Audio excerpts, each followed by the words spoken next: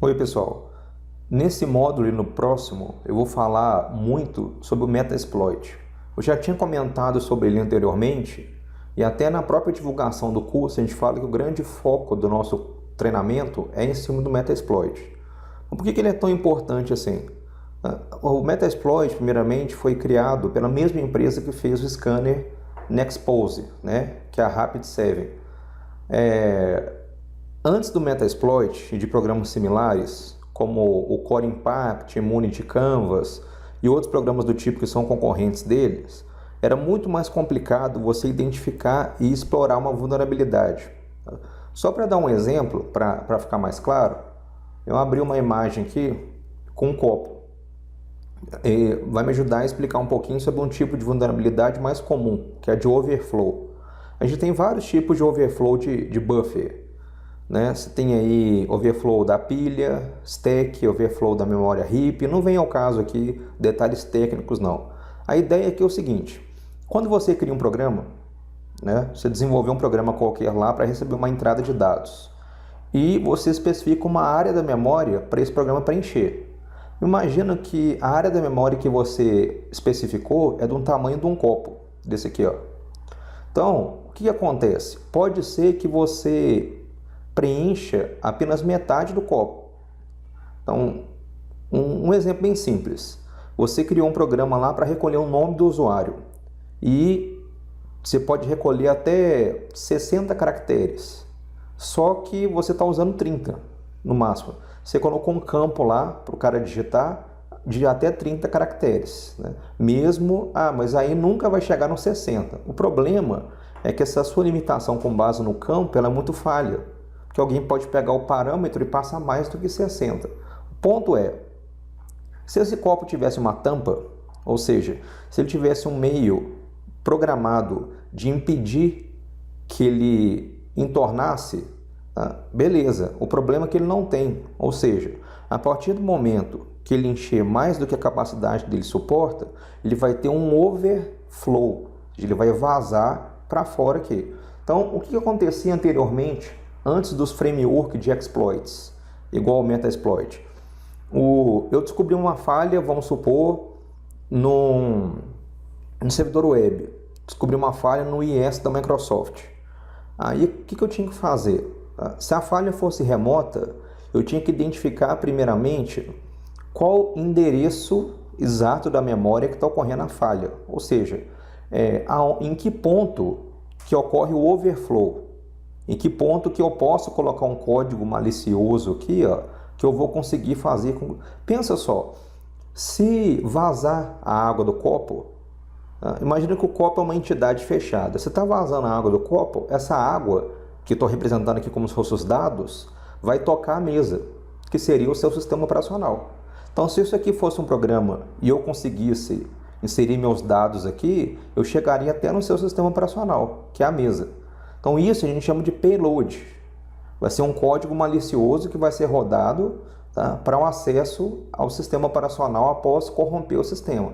Então, exploit era o programa que basicamente acharia esse endereço na memória do overflow, executaria o payload para ganhar um acesso indevido e com isso te entregaria o controle do sistema operacional. Só que era muito complicado fazer isso antes, porque você tinha que entender de C para fazer o exploit, você tinha que entender de assembly, um pouco de debug para você encontrar a memória, a área de memória específica. Aí você pode falar, mas tem muitas ferramentas hoje. O próprio Metasploit traz uma ferramentazinha que ajuda a fazer isso. Não, perfeito, hoje sim, mas antigamente não. Antigamente, por exemplo, se o programa gastava até metade do copo, a gente tinha que usar NUP codes, que a gente chama de como se fossem códigos nulos, para preencher toda a área restante do copo para que você conseguisse chegar nesse ponto aqui. Então era muito mais complexo fazer isso aqui. Você tinha que ter um conhecimento muito mais avançado. Então o Metasploit ele possibilitou uma revolução na forma de fazer penetration test justamente por causa disso. Os scripts dele são todos baseados em Python. É muito fácil você fazer uma extensão. Então, por exemplo, se eu descubro uma falha nova, eu não preciso reescrever nada do zero. Eu aproveito muitas das coisas que já tem lá, por exemplo, os payloads já estão prontos. Vou falar mais sobre payloads nos próximos vídeos. Tá? Eu posso usar um modelo que já está pronto de um exploit que já existe. Né? Eu só tenho que identificar aquele endereço da memória ali que eu comentei, mas, por exemplo, já vem com algumas ferramentas lá que já facilitam demais esse processo. Então, ele trouxe uma grande revolução justamente pela forma de rodar os programas de exploração, os exploits. É muito simples. Hoje, qualquer pessoa com conhecimento mínimo, né, de rede consegue usar o Metasploit para testar uma falha. Ele não vai conseguir criar novos exploits, né, mas utilizar, qualquer um utiliza, que é bem simples. Então, a gente não precisa fazer um download dele aqui, ele já está no Kali Linux, mas uma outra informação importante é que ele tem duas versões, a versão Community e a versão Pro. Estou aqui no site metasploit.com.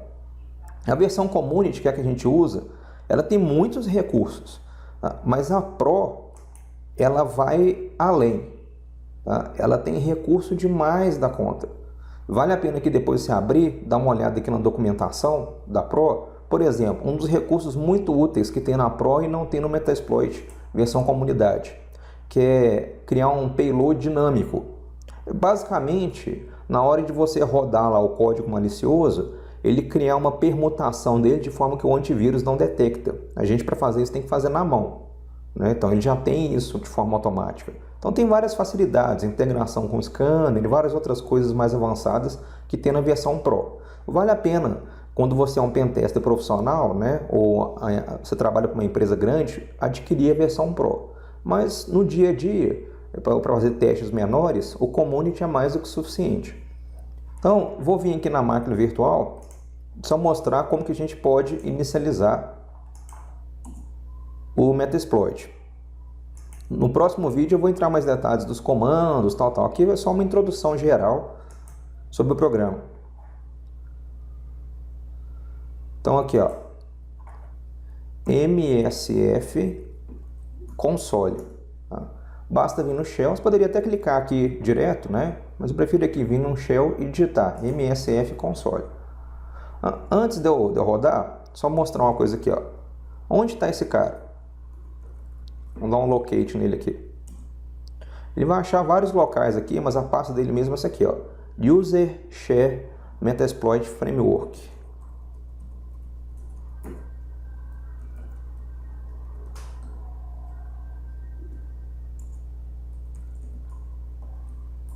Então tá aí, ó. Tem vários arquivos aí dentro, né, que compõem o framework. A gente vai falar de alguns deles, vou explicar um pouco de alguns dos recursos, mas só de curiosidade, algumas das aplicações que eu falei, por exemplo, que ajudam a desenvolver novos exploits, a encontrar endereços de memória vulneráveis, tal, é, por exemplo, esse MSF PE Scan, que ajuda a fazer esses aplicativos executáveis do Windows, tá? E tem o outro, por exemplo, o ELF Scan, que ajuda a fazer isso em binários Linux e outros tipos. Então ele tem muita ferramenta legal, tá? Mas vamos entrar no console aqui, só para a gente ver a cara dele. MSF console.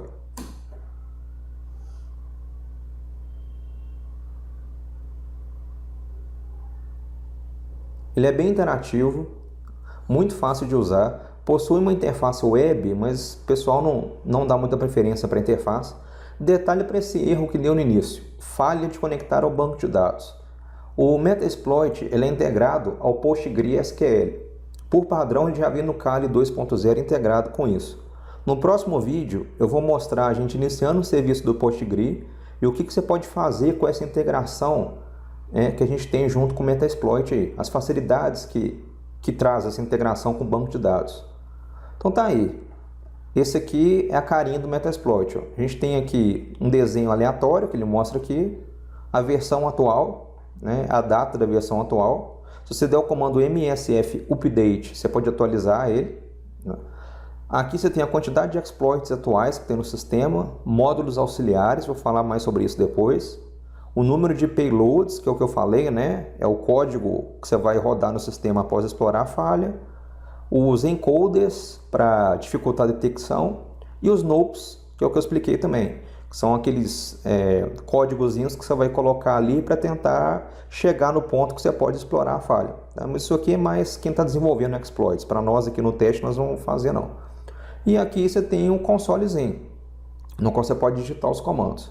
Então essa é a interface básica do Metasploit.